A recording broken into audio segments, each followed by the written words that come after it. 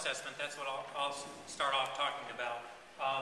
It's specific to the Newtown Creek NPL site as defined by EPA. Under our mandate with ATSDR, it's a site-specific activity, so that's what we're doing here. Again, public health assessments are not the same as health studies. We'll talk about that a little bit more later. They're not risk assessments. EPA does risk assessments, and Michael Sybak is a risk assessor, so he knows how to do that. But we try to answer, how can people come into contact with contaminants from the site?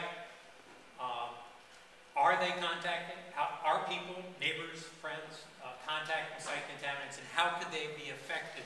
How could people's health be affected by contact with contaminants? There's 3 steps to our public health assessment process. The first is we write up a draft and we share it with our other fellow agencies, DEC, ATSDR, EPA, so that they see whether we're using the right data, we use it the right way, etc. The next step is the public review process, and that's what we're doing right now. The document's been out there, ready for your comments and your review. This is the second of the public meetings to gather comments, and there's still time to, at least until June 15th, to give us written comments if you want to write them, and we have some forms out there if you want. So again, we take environmental data from primarily other agencies, EPA, DEC, New York City DED. We look at those data, we evaluate the public health implications of the environmental data and how people might contact it.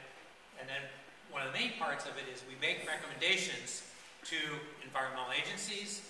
We say, EPA, you need to do more sampling here, you need to do more sampling there. Sometimes it's to community members, don't swim, be careful when you fish, and follow our fish advisory, those kinds of advice to the community. And sometimes it's advice to ATSDR, advice to ourselves about, you need to do this follow-up activity, you need to worry about posting the fishing regulations or the fishing restrictions, those kinds of things. So again, public comment period ends June 15th. If I get something June 16th, I'm not going to throw it away. But I'd like you folks to get us your comments as soon as you can. We're going to look at those, we're going to review them, we're going to consider them, we're going to change the public health assessment as much as we need to related to the comments, make sure that we internalize them.